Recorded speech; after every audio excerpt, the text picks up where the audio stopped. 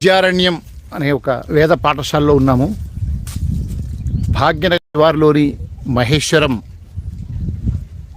మండలంలో చిప్పరపల్లి అనేటువంటి గ్రామంలో బ్రహ్మశ్రీ మాడుగుల శశిభూషణ శర్మ సోమయాజి గారు ఒక దృఢ చిత్తంతో, ఉక్కు సంకల్పంతో వేద ధర్మ పరిరక్షణ కోసం వారు ఈ పాఠశాలను స్థాపించి గత 4 సంవత్సరాలుగా ఈ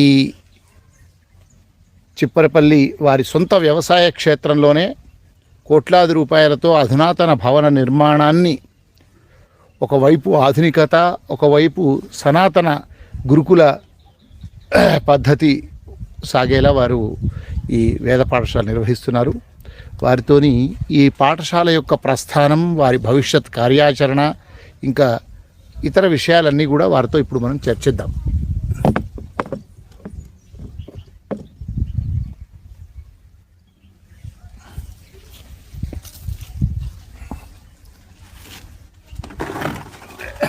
నమస్కారం అండి. శశిభూషణ శర్మ సోమయాజి గారు, 2 ఏళ్ళు అయింది నేను ఇక్కడికి వచ్చి. బహుశా శశిభూషణ శర్మ గారు అంటే ఒక ధీరుడు, శూరుడు, వీరుడు లాగా గత ఈ 4 ఏళ్ల మీ ప్రస్థానాన్ని చూస్తే మాకు అర్థమవుతున్నది. శశిభూషణ శర్మ గారు రాష్ట్రీయ స్వయం సేవక్ సంఘంలో క్రియాశీలకమైనటువంటి ఒక కార్యకర్తగా, ప్రచారకులుగా పనిచేయడమే కాదు, తర్వాత సంస్కృతాన్ని, జ్యోతిష్యాన్ని అధ్యయనం చేసి వృత్తి బ్రాహ్మణ పౌరోహిత్య వృత్తి అయినా ప్రవృత్తి జ్యోతిష్యంగా చెబుతూ వారు తమ జీవనాన్ని సాగిస్తున్న తరుణంలో మల్కాజిగిరి ఆనంద్ బాగులో ఉన్నప్పుడు వారికి వేదము, శ్రౌతము, వేదంలో అంతర్భాగమైనటువంటి శ్రౌతం పట్ల వారికి కొంత ఉత్సాహం, దాని పట్ల అభిరుచి కలిగి అనేక మంది వేద విద్వాంసులు, ప్రధానంగా మాడుగుల మాణిక్య సోమయాజి గారు, వీరు మాడుగుల శశిభూషణ సోమయాజి గారు తెలంగాణలోనే కాదు, తెలుగు రాష్ట్రాల్లో, దేశంలోనే విఖ్యాత వేద విద్వాంసులైన మాడుగుల మాణిక్య సోమయాజి గారి యొక్క ప్రేరణ, వారి యొక్క ధార్మిక మార్గదర్శనం వీరిపై కలిగి వీరు కూడా వేదంలో, వేదధర్మ పరిరక్షణలో తన వంతు కృషి చేయాలన్న సంకల్పం ఆనాడే కలిగి క్రమక్రమంగా వారు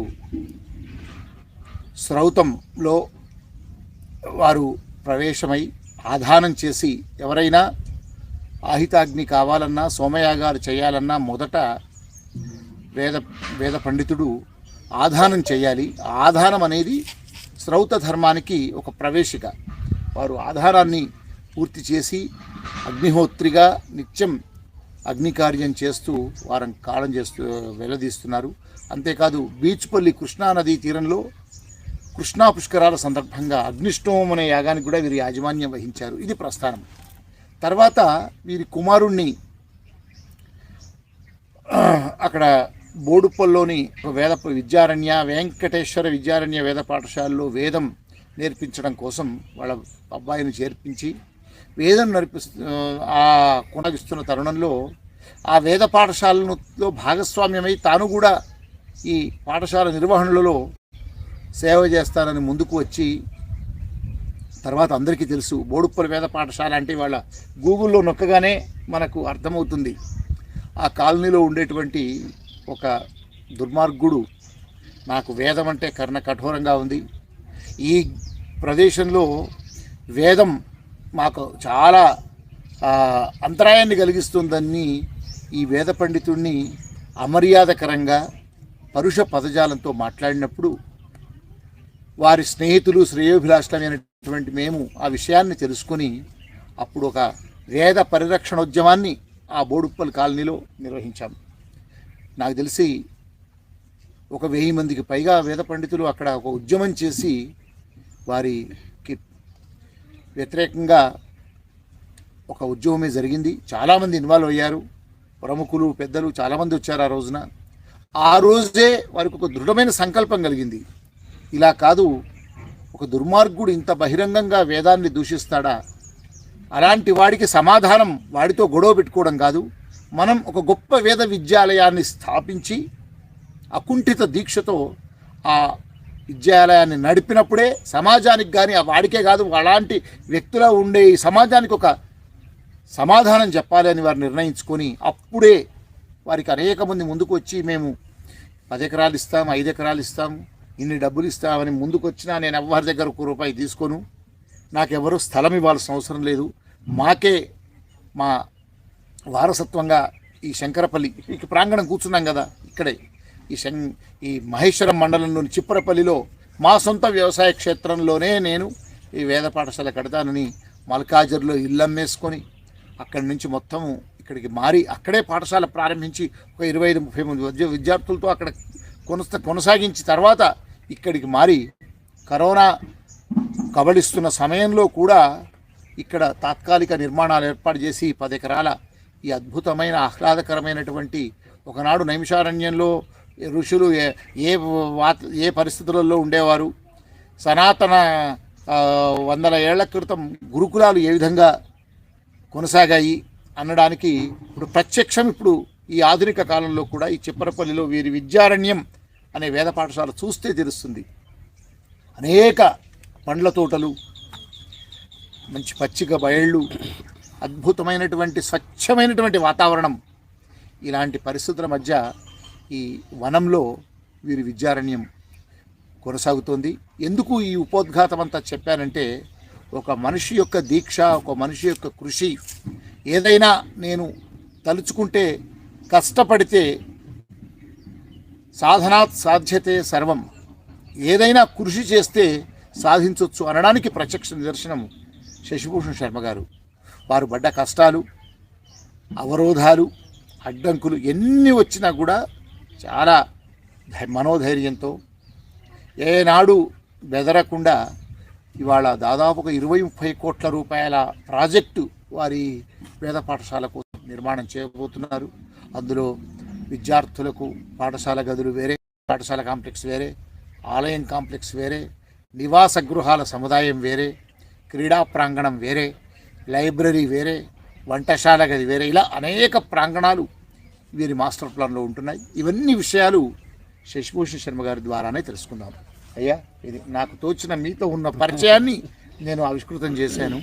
చెప్పండి, అంటే నాకు తెలిసినా ఇంకా తెలియంది, ఈ మహేశ్వరంలో కోట్ల రూపాయల విలువైనటువంటి స్థలంలో ఎవరైనా వ్యవసాయం చేసుకొని పళ్ళ తోటలో ఇంకేదైనా కమర్షియల్ క్రాప్ పెట్టుకోవాలనుకుంటారు, లేదు ఇక్కడ అన్ని లేఅవుట్స్ కనిపించాయి మాకు, లేఅవుట్ వేయాలనుకుంటారు, ఇంకేదైనా చేయాలనుకుంటారు, మీరు వేద పాఠశాల పెట్టాలనే ఆలోచన ఎందుకు వచ్చింది? ఇంత ఖర్చు, ఇంత శ్రమ ఎందుకు పడుతున్నారు?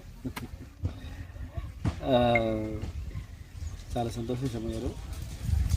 వేద పాఠశాల సమస్య వచ్చిన రోజున మీరు దర్శనం శర్మ గారు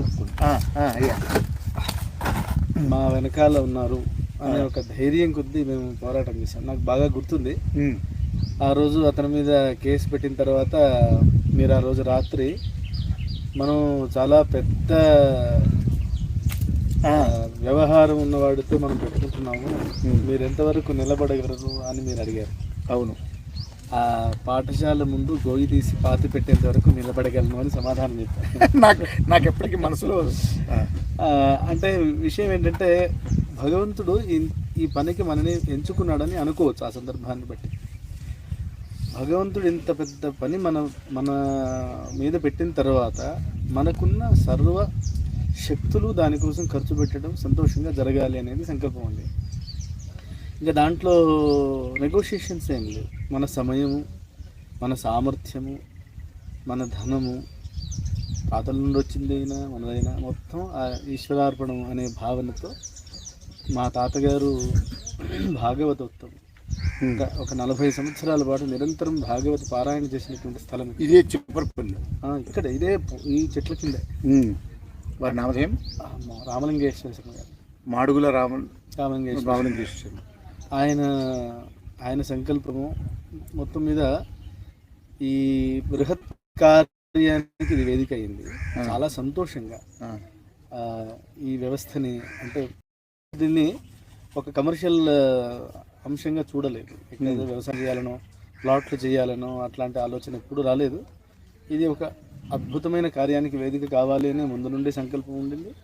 అది ఈ రూపంలో ఇంకా వేదం విద్యాసు శృతి ఉత్కృష్ట అని వేదమును మించినటువంటి సాధన లేదు. అట్లాంటి సాధనకి ఇది వేదిక అవ్వటం మా వంశపు నా జీవితపు సార్థకత అనే భావనతో దానికోసం పూర్తిగా కేటాయించాను. లేదు శరణ్ గారు, నాకు గుర్తు మనం అప్పుడే ఆ ఉద్యమం జరిగినాక మన మీద కేసులు పెట్టినా కూడా భరించాము. అప్పుడు చాలామంది పెద్ద మనుషులు ముందుకొచ్చి నాకు స్థలం ఇస్తా అన్నారు, అటు కీసర వైపు ఇంకొక వైపు.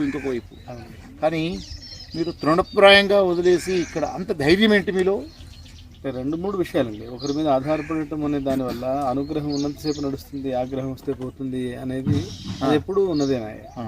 ఇదైతే ఇంకా మనని ఎవరు ఆపేవాళ్ళు ఎవరు, ఇది మనం స్వకీయంగా. సో మనం ఏదైతే ధర్మకార్యం చేయాలనుకున్నామో దానికి ఈ చిన్న అవరోధాలు ఎందుకు, అలాంటి అవరోధాలను మనం మొదట్లోనే తుంచివేస్తే మంచిది కదా అనే ఉద్దేశంతో ఇక్కడ ఎటువంటి అవరోధం లేని మన స్థలం దానికి కేటాయించుకుందాం అనేది సంకల్పం. ఎన్ని ఎకరాలు అసలు మీ పూర్వీకుల నుంచి మీకు వచ్చిన స్థలం ఎంత? ఇది ఇప్పుడు ఎన్ని ఎకరాలు? మీరు బంధువుల దగ్గర నుంచి కూడా మీరు మీ జ్ఞాతుల దగ్గర నుంచి కూడా కొన్నారని తెలిసింది. ఏంటి వివరాలు? అంటే ఇక్కడ ఇది మొత్తం 54 ఎకరాలు. మా నాన్నలు 4, పెద్ద నాయన అందరికి ప్రకారంగా మా నాన్నగారికి 16 ఎకరాలు. దాంట్లో మేమిద్దరం అన్నదమ్ములో 8 ఎకరాలు. ఈ 8 ఎకరాలు ఈ 8 ముక్కల్లో ఉండేది. అదంతా ఒక దగ్గరికి తెచ్చుకుని, అంటే ఇక్కడ మా బాబాయికి ఉన్నది నేను తీసుకుని ఆ పక్కన నాకు వచ్చింది వారికి ఇచ్చి అట్లా కొంచెం ఎక్కువ ఇచ్చి ఇక్కడ 20 గుంటలకి అక్కడ 24 గుంటలు ఇచ్చి అట్లా తీసుకుని ఒక దగ్గరికి చేసి ఇప్పుడు మొత్తం 7 ఎకరాల స్థలం ఉండేది. 7 ఎకరాల్లో ఒక 2 ఎకరాలు నిర్మాణాల కోసం, ఒక 2 ఎకరాలు ఇప్పుడు మనం ఉన్నది తోట అనమాట. ఇక్కడ విద్యార్థులు ఈ చెట్లు వేసిన చెట్లన్నీ పెరిగి పందిరిలాగా తయారవుతాయి, కూర్చొని చదువుకోవాలి పిల్లలు అనేది ఉద్దేశం. అక్కడ 3 ఎకరాల పాటు ఆట స్థలం పిల్లలకి, మనం ఒక 500 మంది విద్యార్థులకి వ్యవస్థ చేయాలనేది సంకల్పం. సో అక్కడ కోనేరు, యాగశాల, గోశాల అదంతా అటువైపు వచ్చేసేసాను.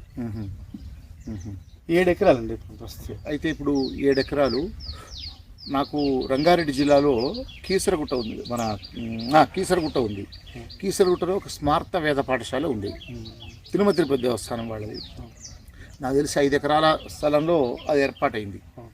తర్వాత రాజశేఖర రెడ్డి గారు ముఖ్యమంత్రిగా ఉండగా చిలుకూరు బాలాజీ టెంపుల్ దగ్గర ఇంకొక వేద పాఠశాల పెట్టాలని వారు ఒక ప్లాన్ వేశారు, ఇక్కడ నల్గొండలో. అప్పుడు ప్రభుత్వం ఏం చేసిందంటే ఇక్కడ ఒక 5 ఎకరాలు చిలుకూరు దగ్గర స్థలం కూడా కేటాయించారు. కేటాయించిన తర్వాత పాఠశాల కూడా తాత్కాలికంగా ఒక ప్రాథమిక పాఠశాలకు చేసి ప్రారంభమైంది, కొనసాగుతున్నాయి తరగతులు. ఎందుకో ఆ స్థలము గవర్నమెంట్ నుంచి ఈ టీటీడీకి రాకపోవడం వల్ల అది ప్రజాప్రతినిధుల ఇంకెవరా మొత్తానికి ఆ స్థలం రాలా. చివరికి ఏమైంది, ఆ పాఠశాల మళ్ళీ కీసరగుట్టకే వెళ్ళిపోయింది. అంటే ఒక తిరుమల తిరుపతి దేవస్థానం లాంటి ఒక ధార్మిక సంస్థ ఏదైనా ధార్మిక కార్యక్రమం చేయాలంటే ప్రపంచంలో టీటీడీకి మించినటువంటి శక్తి ఉన్న సంస్థ ఇంకొకటి లేదు, నిధుల పరంగా కానీ వాళ్ళకున్న యంత్రాంగం కానీ. ఇక రాష్ట్ర ప్రభుత్వమే స్థలం ఇవ్వాలనుకుంటే 2 నిమిషాలు కాదు. అంటే ఒక రాష్ట్ర ప్రభుత్వమే 15 ఏళ్లుగా స్థలం ఇవ్వక స్థలము విఫలమై పాఠశాలను కోల్పోయింది, మళ్ళీ కీసరగుట్టకి వెళ్ళిపోయింది. అలాంటి రంగారెడ్డి జిల్లాలో మీ చేత ఆ వేద పురుషుడు వేద మాత మీ మనసులో మీ సొంత స్థలంలో కోట్ల రూపాయలు, నాకు తెలిసి 3-4 కోట్లు ఉంటుంది ఇక్కడ ఒక ఎకరం. అలాంటి చోట్ల 7 ఎకరాలు ఎంత కాదన్నా ఒక 50 కోట్ల రూపాయల విలువైన స్థలంలో మీరు వాళ్ళ ఈ పాఠశాల పెట్టడం అనేది నిజంగా భారతదేశంలోనే ఎంతోమందికి మార్గదర్శనం, ఎంతోమందికి ప్రేరణ కూడా. అయితే బాగుంది మీ స్థలము, మీరు కొంత డబ్బులు ఇచ్చి మీ పాలి వాళ్ళ దగ్గర నుంచి కూడా తీసుకున్నారు, 7 ఎకరాలు సమీకరించారు. ఎన్ని కోట్ల ప్రాజెక్టు? మామూలుగా ఎవరైనా కూడా 20-30 లక్షలతో చిన్న పాఠశాల పెట్టి రన్ చేస్తారు. కానీ నాకు తెలిసింది ఏంటంటే మీరు కోట్లాది రూపాయల ప్రణాళిక ఏర్పాటు చేసి దీర్ఘకాలికమైనటువంటి ఒక విజన్ ఏర్పాటు చేసుకొని పేరే విద్యారణ్యం అనగానే ఒక పెద్ద విశ్వవిద్యాలయం అనే మైండ్లోకి ఎక్కుతుంది. అలా డీమ్డ్ యూనివర్సిటీ స్థాయిలో మీ యొక్క దృక్కోణం, మీ విజన్ ఉందని తెలిసింది. సవివరంగా చదివేయండి. ఒకటేమో వేదాధ్యయనము, వేద పాఠశాల అనేది ఒక ఉపాధి అంశం కాదు అనేది పెద్దల మాట. అంటే మెడికల్ కాలేజ్ జాయిన్ అయ్యి డాక్టర్ అయ్యి వైద్యం చేసి ఉద్యోగం చేయడం ఇంకేదో అట్లా వేదాధ్యయనం ఉపాధికి సంబంధించింది కాదు, ఆత్మ సంపాదనం కోసం అనేది మన పెద్దల యొక్క భావన. అంటే వేదాధ్యయనం అనేది తప్పనిసరిగా చేయాల్సినటువంటి ఉపనీతస్య వేదాధికార అని చెప్పిన దాన్ని ఆధారం చేసుకుని ప్రతి ఒక్కరు, అంటే అధికారం ఉన్న ప్రతి ఒక్కరూ వేదాధ్యయనం ఆ బాల్య వయసులో చేసి తరువాత మళ్ళీ ప్రస్తుత కాలమాన పరిస్థితులలో ఏం చేస్తే బాగుంటుంది, ఉద్యోగం చేయాలి, ఇంకోటి అనే ఆప్షన్ ఉంటే బాగుంటుంది అనేది ఒక భావన. అంటే మన విద్యారణ్యంలో మనం ఏం ఆలోచిస్తున్నాం అంటే అండి, 7 ఏట ఉపనయనం చేసుకుని మన విద్యార్థి మన దగ్గరికి వస్తే 10 సంవత్సరాల పాటు మన దగ్గర వేదాధ్యయనం చేస్తారు. ఈ వేదాధ్యయనం చేసే సమయంలోనే NIOS క్యారికులం ఆధారంగా +2 కూడా పూర్తి చేస్తారు అదే సమయంలో. సో ఒక విద్యార్థి తల్లిదండ్రులు వేదాధ్యయనము, తపస్సు, 3 పూటల సంధ్యావందనం, 2 పూటల అగ్నిగారుతో ఆ బాల్యాన్ని గడుపుతూ ఇంటర్మీడియట్ పూర్తి చేసి గురుకులం నుండి ఒక నిండైన వ్యక్తిగా తల్లిదండ్రుల చేతిలో మనం పెడతాం.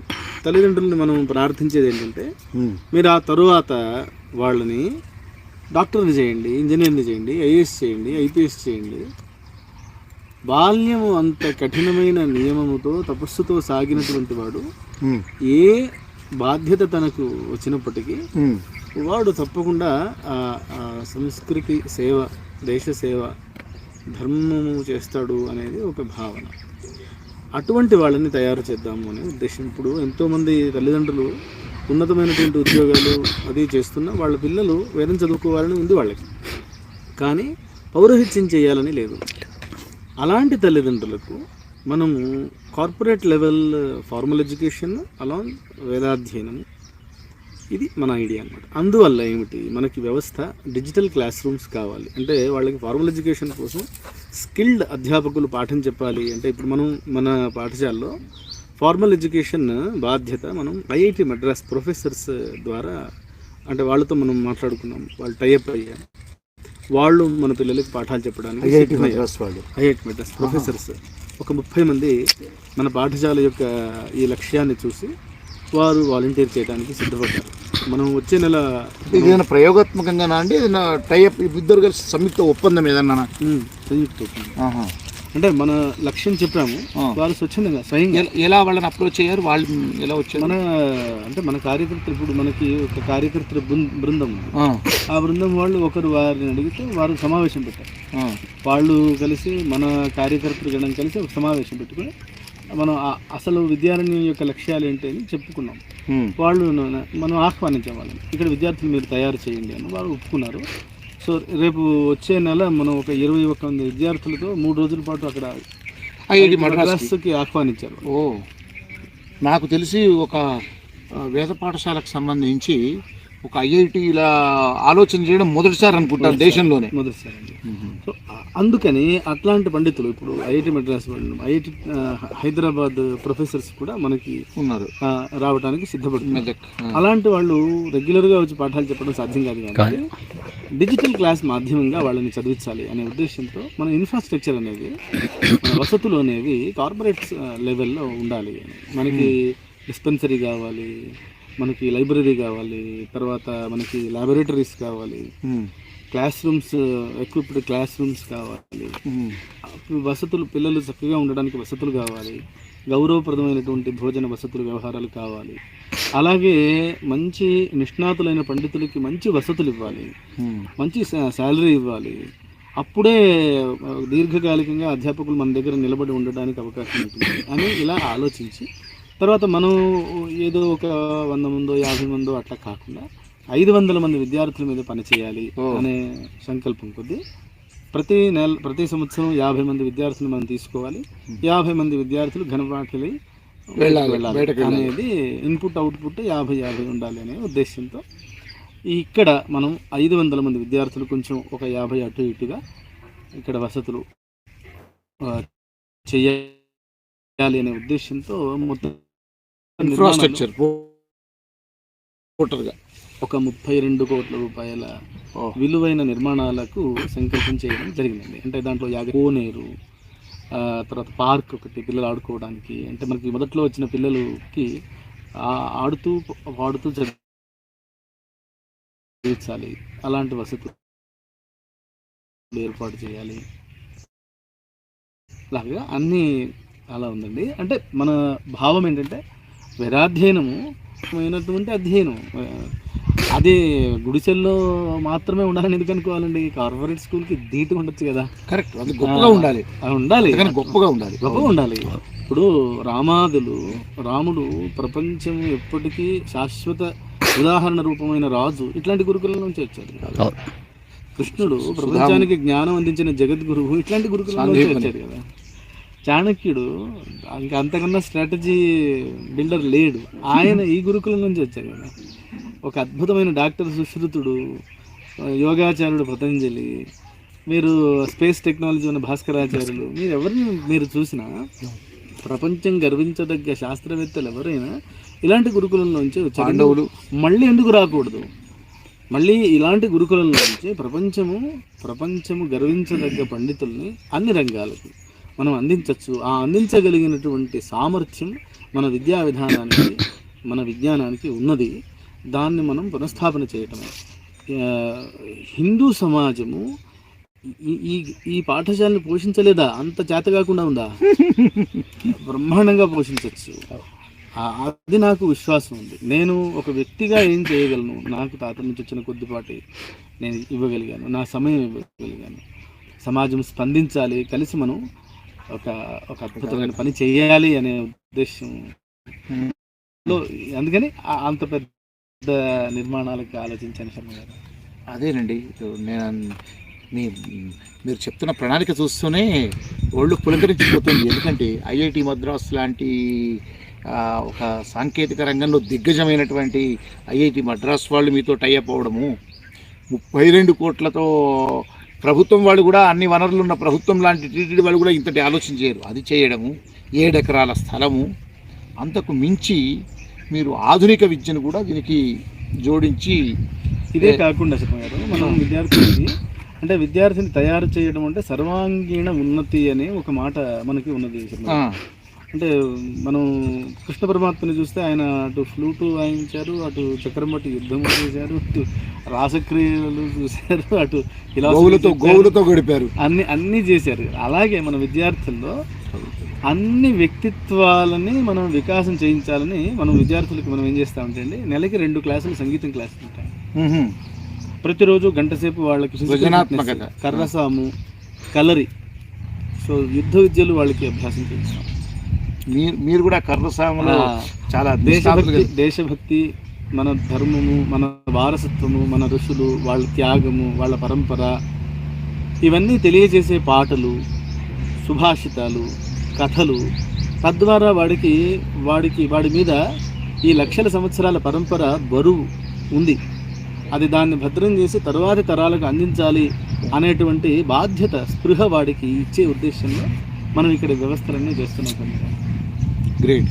అంటే చదువుతో పాటు ఇప్పుడు సాధారణంగా ఏమవుతుందంటే అండి, బాగా చదువుకున్నాడు అనుకోండి, వాడి ఉద్దేశం ఏముంటుందంటే, నేను బాగా చదువుకున్నాను కాబట్టి నాకు పెద్ద ఉద్యోగం రావాలి, నాకు బాగా చదువుకున్నాను కాబట్టి నాకు బాగా డబ్బు రావాలి, నాకు బాగా చదువుకున్నాను అంత గౌరవం రావాలి అనే ఒక స్వభావం కనిపిస్తుంది. కానీ మన లక్ష్యము, మన వైదిక విద్యల యొక్క బరువు అలాంటిది కాదు. మనం ఎంత ఎక్కువ చదువుకుంటే అంత ఎక్కువ రెస్పాన్సిబుల్గా ఫీల్ అవ్వాలి. నాకు ఇంత చదువు ఉంది అంటే ఈ సమాజాన్ని నేను ఎక్కువ కాపాడాలి అనేటువంటి బాధ్యత కలిగిన విద్యార్థులని, పండితులను తయారు చేసి దేశానికి అందించాలి అనేది మన లక్ష్యం అండి. 32 కోట్లతో ఇప్పుడు మీరు చెప్పిన విభిన్న ఒక మంచి అద్భుతమైనటువంటి ఒక మోడల్ రెసిడెన్షియల్ వైదిక్ స్కూల్ లాగా ఇది అవుతుంది కదా. ఎంత మీ కార్యాచరణ ప్రణాళికకు లక్ష్యం, సమయం? అయితే దీని ఎకనామికల్ మోడల్ నేను మీకు చెప్పనా? చెప్పండి. అంటే ఎలా చెప్పండి అంటే కనీసం తెలిసిన వాళ్ళల్లో ఒకరిద్దరైనా ప్రేరణ కలిగి ఇక్కడికి రావాలి, అది వాళ్ళ ధర్మం. అవునండి. అయితే మనం పాఠశాల మొదలు పెట్టింది, ఇప్పుడు మీరు చెప్పిన గొడవ అయ్యింది 2017లో. అవును. ఇప్పుడు అది 8వ సంవత్సరం ఇది. అవును. మొదలు పెట్టినప్పుడే దీని మోడల్ ఎలా ఉండాలి అంటే సమాజం దీన్ని పోషించాలి అని ఆలోచించామండి. సమాజం పోషించటం అంటే ఎలాగా అని ఆలోచిస్తే ఈ వ్యవస్థ సమాజానికి ఏదో చేయాలి, సమాజం నుండి ప్రతిఫలం ఆశించాలి, ఆ రంగంగా పెట్టుకుందామని అనుకుని మనం ఏం చేసామంటే ప్రతి నెల ఒక 5 యాగాలు పాఠశాల చేస్తుంది. గణపతి హోమము సంకటహర చతుర్థికి, పంచమి రోజు ఆవహంతి హోమము, ఏకాదశి రోజు సుదర్శన హోమము, పౌర్ణమి రోజు చండీ హోమము, మాస శివరాత్రి రోజు రుద్రహోమము చేస్తాం. మీ గోత్రనామాలతో వేద పాఠశాల మీ యోగక్షేమాల్ని కోరుతూ ఈ యాగాలు చేస్తుంది. తద్వారా మీకు యోగక్షేమాలు కలుగుతాయి. మీ సంపాదనలోంచి మీకు ఇబ్బంది కాని విధంగా 1000, 2000 ప్రతి నెల కరెంటు బిల్లు కట్టినట్టు, నలా బిల్లు కట్టినట్టు, ఫోన్ రీఛార్జ్ చేసుకున్నట్టు వేదం బిల్లు కట్టండి అని ఒక్కొక్క కుటుంబాన్ని అడుగుతున్నాం. ఇలాంటి 10,000 కుటుంబాలని వేద పాఠశాల యొక్క పోషకులుగా తయారు చేయాలి అని మన ఆర్థిక ప్రణాళిక. ఆ ప్రణాళిక ప్రకారంగా మనం చేసి ఆ ద్వారా వచ్చే ధనంతో నిర్మాణాలు నిర్వహణ జరపాలి అనేది మన లక్ష్యం. ఆ ప్రణాళిక అంతా బాగానే సాగుతున్న సమయంలో మనకు కోవిడ్ రావటం, ఆ కోవిడ్ రావడంతో ఒక్కసారి మన ప్రణాళిక అంతా ధ్వంసమైపోయింది. విద్యార్థులు అయితే ఉన్నారు, అధ్యాపకులు ఉన్నారు, నెల జీతాలు, ఖర్చులు, భోజనాలు, ఆవులు, గడ్డి 60 ఆవులు ఉన్నాయండి.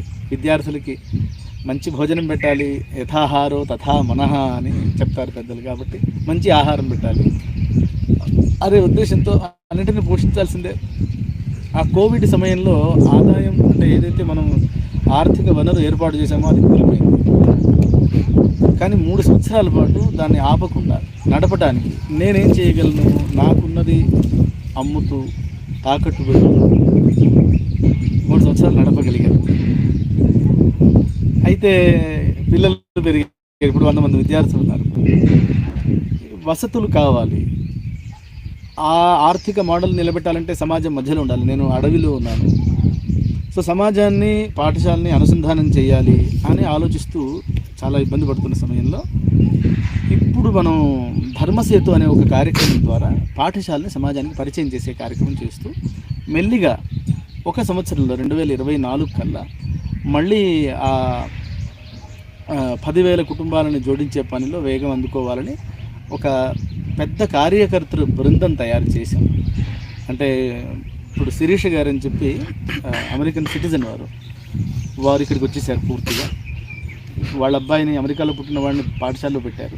పూర్తి సమయం వారు ఉద్యోగాన్ని కూడా రిజైన్ చేశారు. పూర్తి సమయం ఇచ్చి పాఠశాల బాధ్యత తీసుకుని పనిచేస్తున్నారు. రాజశేఖర్ గారని ఇంకొకరు విప్రోలో పనిచేసేవారు, వారు కూడా ఉద్యోగం వదిలిపెట్టి వారు రిజైన్ చేసేసి పూర్తి సమయం ఇచ్చి వారు పాఠశాల కోసం పనిచేస్తున్నారు. ఇలాగా పూర్తి సమయం ఇచ్చి పనిచేసేటువంటి నిష్ణాతులైన పండితులు ఒక 30 మంది ఈరోజు పాఠశాలకి ఒక గుండెకాయలాగా పనిచేస్తున్నారు. ఇది కాకుండా రోజులో 1 గంట 2 గంటలు ఆలోచిస్తాము అనేవాళ్ళు ఒక 100 మంది పనిచేస్తారు. వీళ్ళు కాకుండా మేము వారంలో 1 గంట ఆలోచిస్తాము అనేవాళ్ళు ఒక 400 మంది పనిచేస్తారు. కార్యకర్తలుగా తయారు చేస్తాం. సుమారుగా ఇప్పుడు ఒక 500-600 మంది మేము విద్యారణ్యం యొక్క వాణిని సమాజంలోకి పంపిస్తాము అనే పని చేసేవాళ్ళు ఈరోజు విద్యారణ్యం సొత్తు. మనం అనుకున్న లక్ష్యం సుమారుగా ఈ సంవత్సరంలో మనం అందుకోగలమని అనుకుంటున్నాం. కానీ ఈ సంవత్సరంలోపు అధ్యాపకులకు క్వార్టర్స్ కొంచెం, విద్యార్థుల వసతులు కొంచెం, డొనేషన్స్ మాధ్యమంగా, చందాల మాధ్యమంగా చేయాలి అనే మొదలుపెట్టి ఫేజ్ 1 కన్స్ట్రక్షన్ ఒకటి మొదలుపెట్టామండి. ఇప్పుడు మొదటిసారి తాత్కాలికంగా ఫేజ్ 1 కన్స్ట్రక్షన్ ఒక 6.5 కోట్ల రూపాయల ప్రాజెక్ట్ మటుకు డొనేషన్స్ అడుగుతున్నాము. దాంట్లో మొదలుపెట్టాము, ఒక 2 నెలల క్రితం మొదలుపెట్టామండి. ఫుటింగ్స్ వరకు వచ్చింది. ఒక 65 లక్షల రూపాయల నగదు పాఠశాల అకౌంట్లో వచ్చేసింది. ఇంకొక 30 లక్షలు 40 లక్షల రూపాయల దాకా వాగ్దానాలు వచ్చాయి. మిగతా అంటే సుమారుగా ఒక 15%, 20% మిగతాదంతా రావాలి. అందరినీ అడుగుతున్నాం, యథాశక్తి మీరు మొదటి నిర్మాణ కార్యం వరకు కొంచెం సపోర్ట్ చేయండి. 2వ నిర్మాణ కార్యం అక్కడి నుంచి నెలకి వచ్చే దాంతో మనం కట్టుకోవచ్చు అనేది ఆలోచన. సుమారుగా ధర్మసేతు అంటే ఏంటండి? ధర్మసేతు అని ఒక గంటన్నర ప్రోగ్రామ్ డిజైన్ చేశారు. మనం ఏం చేస్తామంటే ఒక కమ్యూనిటీతో ముందే మాట్లాడతాము. అక్కడ ఒక కమ్యూనిటీ హాల్లో ఆ కమ్యూనిటీలో ఉన్న ఒక 100-200 మంది అక్కడ వస్తారు. మనం పాఠశాల తరఫు నుండి ఒక బ్యాచ్ విద్యార్థులను తీసుకెళ్తాము. మన కార్యకర్తల బృందంతో వెళ్తాము. నేను వెళ్తాను. పాఠశాల పరిచయం 5 నిమిషాలు, విద్యార్థులు ఒక 20 నిమిషాలు వేద పారాయణ చేస్తారు. నేను ఒక 20 నిమిషాలు వేద పాఠశాల లక్ష్యాలు చెప్తాను. మన కార్యకర్తలు వాళ్ళ అనుభవాలు చెప్తారు. వచ్చిన వాళ్ళు వాళ్ళ క్వశ్చన్ ఆన్సర్స్ ఉంటాయి. వాళ్ళని మనం పాఠశాలకి ఆహ్వానిస్తాం, సపోర్ట్ చేయమని అడుగుతాం. వాళ్ళు ఏదో రకంగా అంటే మనం ఇప్పుడు చెప్పాను కదా, యాగాల్లో పాల్గొనండి అని చెప్తాం.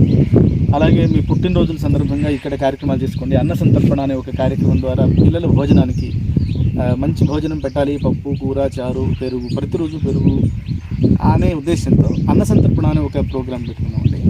10,000 రూపాయలు కడితే మీ జన్మదిన సందర్భంగా వారానికి ఒక రోజుగా ఉంటుంది. రోజు ఆ ధర్మసేతు కార్యక్రమము వారానికి ఒక రోజు, వారానికి 2. ఎలా జనానికి తెలియాలి మీరు ఈ కార్యక్రమం? ధర్మసేతు అనే ప్రోగ్రామ్ని రన్ చేయడానికే ఒక టీం ఉంది. ఒక 8-10 మంది నిష్ణాతులైన వాళ్ళు కమ్యూనిటీస్ని వాళ్ళు వెళ్తారు, అడుగుతారు. మా పాఠశాల ప్రచారం కోసాన్ని వాళ్ళు అపాయింట్మెంట్ తీసుకుంటారు, లాజిస్టిక్స్ అన్నీ చూస్తారు. వాళ్ళు అక్కడంతా వ్యవస్థ చేసి మనం పిలుస్తారు. ఇప్పుడు ఎంత కావాలి ఇంకా? ఇప్పుడు ఈ మొదటి ప్రాజెక్ట్ కోసం 6.5 కోట్లు, 5.5 కోట్లు కావాలి. 5.5 కోట్లు కావాలి. ఓవరాల్ 32 కోట్లు మీ యొక్క ఎప్పటి వరకు సమకూరుతాయి? మొత్తం ప్రాజెక్ట్ ఎప్పుడు పూర్తయిందని మీకు ఆశ ఉంది? మీకు 2027-28 కల్లా పూర్తవుతుందని 2027 విశ్వాసం. అప్పటి వరకు ఎలా ఉంటుందండి? విద్యారణ్యమేనా? అంటే మీ లక్ష్యం ఒక విశ్వవిద్యాలయం స్థాయిలో జరగాలనే? అంటే ఇది మోడల్ అండి. ఇప్పుడు మనకి సంతోషకరంగా చెప్పదగ్గ విషయం ఏంటంటే, ఇప్పుడు మన ఈ మోడల్ని చూసి నచ్చి కుకట్పల్లిలో ఉదాసీన మఠం అనే ఒక మఠం ఉంది. ఆ మఠం వాళ్ళు అక్కడ పాఠశాలను నిర్వహించండి, మనల్ని ఆహ్వానించి మీద ఒక బ్రాంచ్ కింద అక్కడ ఒక 10 ఎకరాల పాఠశాల కోసం కేటాయించారు. వాళ్ళు కేటాయించి గడిచిన మేలో అక్కడ శంకుస్థాపన చేశాం. ఒక 2-3 ఏళ్లలో అక్కడ నిర్మాణాలు అవుతాయి. అయిన తర్వాత ఇక్కడ 500 మంది విద్యార్థులకి వేద పాఠశాల ఎలా నడుస్తుందో ఇదే విద్యారణ్యం హైదరాబాద్లో కూకట్పల్లిలో కూడా 500 మంది విద్యార్థులతో పాఠశాల నడుస్తుంది. సో ఇలాంటి దేశం మొత్తంలో ఎవరు ముందుకొచ్చినా కూడా మీరు ఈ యొక్క మోడల్ అక్కడ ఇంప్లిమెంట్ చేయడానికి రెడీ, సిద్ధం. ఎక్కడైనా ప్రపంచవ్యాప్తంగా ఇలాంటి విద్యా విధానంలో తపస్సులో అంటే విద్యార్థి ఈ వయస్సులోనే తపస్సుకు తెలియాలి. వాడికి ఈ వయస్సులో ముద్రపడ్డ జీవన విధానం జీవితాన్ని నడుపుతుంది. అందుకని ఖచ్చితంగా ఇలాంటి మోడల్లే ఉండాలి. అండ్ ఇంకోటి ఏంటంటే ఉచితంగా ఉండాలి. అర్హుడు సమర్థుడు అయిన వాడికి వాడు చదవగలిగిన చదివినంత చదువు చెప్పి తీరాలి. ఫీజు లేక చదవలేదు అంటే అది దేశపు దౌర్భాగ్యం. కాబట్టి అలాంటి వాతావరణం సృష్టించకూడదు. అయిన తర్వాత వాడు పాఠశాల పోషణ కోసం వాడు ఏదైనా ఇస్తాడు. కాబట్టి అలాంటి వ్యవస్థను మనం సృష్టించాలి అనేది నాకు ఏమర్థమవుతుందంటే అండి, సమాజంలో సామర్థ్యం ఉంది, సద్వినియోగం అవుతుంది అంటే తప్పకుండా సమాజం స్పందిస్తుంది అని నాకు అర్థం. ఓకే, ఇక్కడ సద్వినియోగం చేయగలరు. ఇప్పుడు నేను ట్రాన్స్పరెంట్గా ఇప్పుడు నేను చెప్పిన 30 మంది కార్యకర్తల గణమే దీని నిర్వాహకులు. నేను ఇప్పుడు నిర్వాహకుని కాదు, నేను మార్గదర్శి. నన్ను మార్గదర్శి స్థానంలో సూత్రధారి మీరు. నేను వెనకాల ఉంటాను. మొత్తం అకౌంట్స్ కానివ్వండి, వ్యవస్థలన్నీ వారు చూస్తారు. ఇప్పుడు శిరీష్ గారు CEO, విద్యారణ్యం అనే వ్యవస్థకి CEO వారు. సునీల్ సత్యవోలు గారు అని చెప్పి ఆయన CEO. శ్రీవాణి గారని ఆవిడ CEO, ఇద్దరు CEOలు. తర్వాత రాజశేఖర్ గారు అని చెప్పి ఆయన ధర్మసేతు ఇన్ఛార్జ్. పవన్ నర్వా అని ఆయన కన్స్ట్రక్షన్ ఇన్ఛార్జ్. ప్రతి వింగ్కి ఒక టీం ఉంది, 10 మంది 8 మంది అట్లా టీం ఉందన్నమాట. ఎక్స్పర్ట్స్ పనిచేస్తున్నారు. ఫార్మల్ ఎడ్యుకేషన్కి రవీంద్ర లక్కరాజు గారు అని చెప్పి ఆయన ఉత్తమ ఉపాధ్యాయ అవార్డు 2 సార్లు ఆయన బాధ్యత తీసుకున్నారు. వారు ఒక 30 మంది టీచర్లతో వారు ఫార్మల్ ఎడ్యుకేషన్ బాధ్యత వారు తీసుకున్నారు. సో నేను ఇప్పుడు ఇంకా నిర్వహణ సమాజం చేస్తాను. సమాజం వచ్చి ఇది మనం నడపాలి అని అనుకుని ఫ్రంట్ ఫుట్లో ఉండి వాళ్ళు పనిచేస్తున్నారు. సో ఖర్చుల విషయంలో కానీ ప్రతిదీ వాళ్ళు చూస్తారు. నాకు ఏది తోస్తే అది చేస్తాను, ఏది నచ్చితే అది చేస్తానని పాపం. అందరం కలిసి కూర్చుంటాము, మాట్లాడతాము, ఏది అవసరం ఏది అనవసరం అంటూ. అందుకని సమాజం ఇది సమాజం ముందు పెట్టి మీకు ఇప్పుడున్న వివిధ వింగ్స్ ఇన్ఛార్జీలు మీరు ఎప్పుడు సమావేశమవుతుంటారు? శిరీష్ గారు ఇక్కడే ఉంటారు. మిగతా వాళ్ళు వారానికి ఒకసారి సమావేశం అవుతాం ఖచ్చితంగా. ఇప్పుడు మొన్న కార్యకర్తలు అందరం కలిసి ఈషా వెళ్ళాం. 3 రోజుల పాటు పాఠశాల యొక్క లక్ష్యాలని ఏక మనస్కులం కావాలని 3 రోజుల పాటు చర్చ చేసుకుని ఈషా సద్గురు మాట్లాడలేదు. అక్కడ పరిస్థితులు అవగతం చేసుకోవాలి. అంతే కూర్చొని ఇంకా పాఠశాల గురించే అక్కడే ఒక ప్రశాంత వాతావరణంలో మీరు ఉదయం నుంచి రాత్రి వరకు అదే చర్చ, మేధోమదనం. అట్లా 3 నెలలకు ఒకసారి బయటికి వెళ్తుంటాం. వారానికి ఒకసారి సమావేశం అవుతాం. ఇప్పుడు వార్షికోత్సవం రేపు ఉంటుంది. ఆ వార్షికోత్సవానికి సంబంధించి ప్రతిరోజు మీటింగ్స్ ఉన్నాయి. ప్రతిరోజు ఆన్లైన్ మీటింగ్ వ్యవస్థ. అంటే వాళ్ళందరూ 6వ వార్షికోత్సవం 2018 ఫిబ్రవరి 24. అవునండి. మాడుగుల మాణిక్య స్వామి గురువు గారు ఇక్కడే చేసాం మనం. ఇది 6వ వార్షికోత్సవం అండి. సో ఇప్పుడు ఎవరైతే పాఠశాల నిర్వహణ చేస్తున్నారో వాళ్ళందరూ చాలా ఉన్నతమైనటువంటి ఉద్యోగాలు చేస్తున్నవాళ్ళు కాబట్టి ఈ సమాజాన్ని ఈరోజు ఎలా అడ్రస్ చేయాలో వాళ్ళకి బాగా అలాంటి వాళ్ళ చేతిలో ఉంది. అండ్ ఈ జీవన విధానము, ఈ విద్యా విధానము చాలా అవసరము అని తెలిసిన వాళ్ళందరూ కూడా అలాంటి వాళ్ళ చేతిలో ఉంది. కాబట్టి సమాజానికి ఇది మనం తెలియజేస్తే తప్పకుండా సమాజం స్పందిస్తుంది అనేది విశ్వాసం. అదండి ఒక దృఢమైనటువంటి సంకల్పం, చిత్తశుద్ధి, అంకిత భావం, ఒక కసితో ఒక గొప్ప పని చేయాలి అని అనుకునేటువంటి ఒక ధీరోదాత్తుడి యొక్క అంతరంగాన్ని ఇప్పటిదాకా విన్నాం.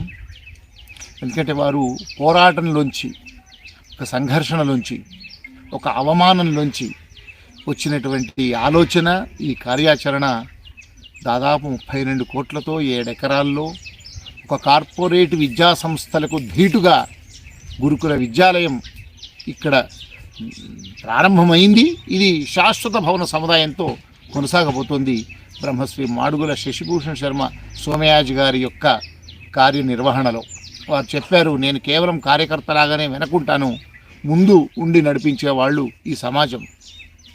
నేను చిత్తశుద్ధిగా చేస్తుంటే సమాజమే నన్ను ఓన్ చేసుకుంటుంది, ఈ సంస్థను కూడా సొంతం చేసుకుంటుంది అని వారి యొక్క విశ్వాసం, నమ్మకం వమ్ము కాకుండా ఎందరో పెద్దలు, వదాన్యులు ఇచ్చేసి ఒక్కొక్క విభాగానికి ఒక్కొక్కరు నాయకత్వం వహిస్తూ ఇవాళ వాడు ధర్మసేతు అనే కార్యక్రమం, అంటే సమాజంలోకి ఈ పాఠశాల యొక్క నిర్వహణ విధానాన్ని తెలియపరిచి వారందరికీ పరిచయం చేసి వారి సహకారాన్ని తీసుకునే కార్యక్రమం చెప్పారు.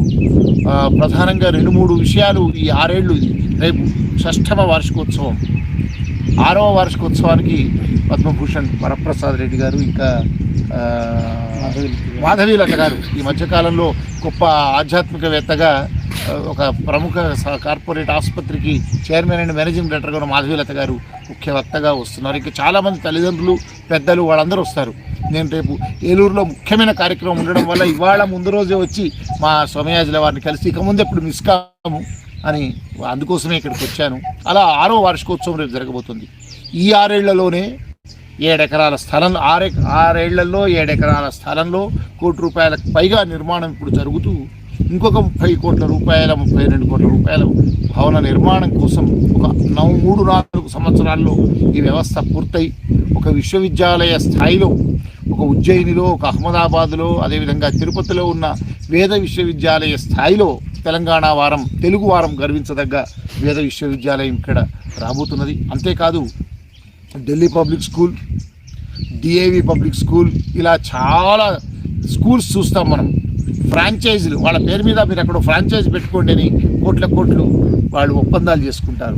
ఒక వేద పాఠశాలకు కూడా ఫ్రాంచైజ్తో ముందుకు వచ్చే ప్రక్రియ దేశంలో మొదలుపెట్టారు. వీరు చెప్పారు కదా, కూకట్పల్లిలో మీరు 10 ఎకరాల్లో ఇక్కడ ఏ విధంగా గురుకుల విద్యాలయం చెప్తున్నారు, మేము ఒక 10 ఎకరాలు ఇస్తాము, మీరు వచ్చి ఇక్కడ నిర్మాణం చేసేయండి. ఇలాంటివి 100 రావాలని కోరుకుంటున్నా భారతదేశంలో. ఐఐటి మద్రాస్ లాంటి వాళ్ళు ఇన్వాల్వ్ అయ్యిందంటే ప్రపంచంలో విశ్వాసంతో అంకిత భావంతో చేసే సంస్థలకు ఎన్ని కోట్లైనా ఇచ్చే వదాంజులు ఉన్నారు. అలాంటి వదాంజుల దృష్టి ఇలాంటి గొప్పనైన ఈ వేద ధర్మం కోసమే అంకితమైన ఈ విద్యారణ్యం సంస్థకు ప్రధానంగా మాడుగుల శశిభూషణ శర్మ సోమయాజి గారి యొక్క చిత్తశుద్ధి, అంకిత భావం, వారి యొక్క దృఢ సంకల్పం, వారి జీవితం మొత్తాన్ని, వారు జ్యోతిష్యంలో నిష్ణాతులు, సంస్కృత భాషలో నిష్ణాతులు, వారు ఒక్క క్షణం కూడా తీరిక ఉండేవారు కాదు. జ్యోతిష్యంలో రోజు 100 మంది ఒక నెల ముందే అపాయింట్మెంట్ తీసుకుందరు, కానీ అదంతా పరిత్యజించారు. పూర్తిగా వేద పాఠశాల, వేద విశ్వవిద్యాలయం ఏర్పాటే నా జీవిత లక్ష్యమని వారి అడవిలో ఇక్కడికి వచ్చి, ఏ సౌకర్యాలు లేని సమయంలో ఇక్కడికి వచ్చి వాళ్ళ క్రమక్రమంగా ఇంత అభివృద్ధి చేస్తున్నటువంటి మాడుగుల శశిభూషణ శర్మ లాంటి ఒక వేద ధర్మ పరిరక్షకులు మనకు ముందుండడం మనందరి అదృష్టం. వీలైనంతగా మనం వారికి చేయుతనిచ్చి ₹1 ఒక్కొక్క పౌరుడిని వారికి ఇచ్చినా, రోజుకొక్క రూపాయి వేద విద్యారణ్యం కోసం నేను పక్కన పెడతానని చెప్పి ఇచ్చినా, ఏ రూపకంగా ఇచ్చినా ఇలాంటి వేద సంస్థను పోషించడమే. ఆయన శాశ్వతం కాదు, నేను శాశ్వతం కాదు, మీరు శాశ్వతం కాదు, కానీ ఈ విశ్వవిద్యాలయం శాశ్వతం. మనం ఇచ్చిన ప్రతి రూపాయి 1000 ఏళ్ళు ఉంటుంది, 1000 కాదు. ఒక్క విద్యాలయానికి మనం సహాయం చేస్తే ఇలాంటి 100 విద్యా సంస్థలు వస్తున్నాయి, రాబోతున్నాయి. కనుక మనం చేతనైనంతగా ఈ విద్యారణ్యం, ప్రభుత్వాలు, సంస్థలు ఎవరూ చేయలేని పని మా సోమయాజులు గారు ముందుకొచ్చే ధైర్యంగా, దీక్షగా చేస్తున్నారు. వారు అగ్నిహోత్రి కూడా అలాంటి ఆహితాగ్ని గారి నిర్వహణలో ఈ వేద పాఠశాల నిర్మాణం అవుతున్నందుకు మనం గర్వపడదాం. వీరికి వీలైనంతగా ఈ వేద పాఠశాల పురోభివృద్ధి సాధించి ఒక గొప్పనైన విద్యారణ్యం, వేద విశ్వవిద్యాలయం ఇక్కడ నెలకొల్పబడింది అని మనం సగౌరవంగా చెప్పుకునే పరిస్థితి తెలుగు వారందరికీ రావాలని చెప్తూ, ఇంతసేపు మాతో గడిపి ఇక్కడ వార్షికోత్సవ ఏర్పాట్లలో చాలా క్షణం తీరిక లేకుండా ఉన్నప్పటికీ కూడా మనతో పాటు ఇక్కడికి వచ్చి చెప్పినందుకు, వారు ఇంతసేపు గడిపినందుకు ధన్యవాదాలు తెలియజేస్తున్నా. ధన్యవాదాలు గురుగారు. చాలా సంతోషం. ఒక్కసారి ఆ పరిసరాలు కూడా చూపిద్దాం అటువైపు.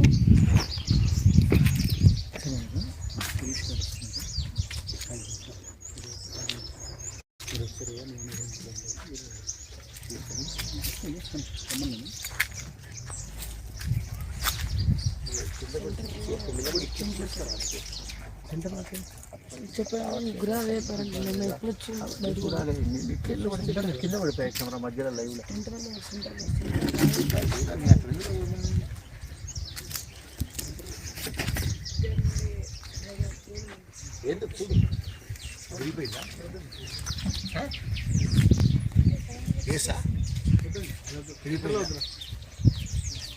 నిలబడ్డది మరి నువ్వు, నేను నిలబడ ఉత్తగా దిక్కులు చూడాలి. ఆయన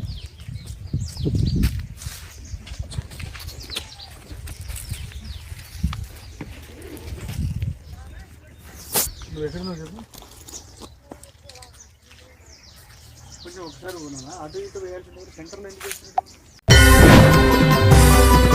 దర్శనం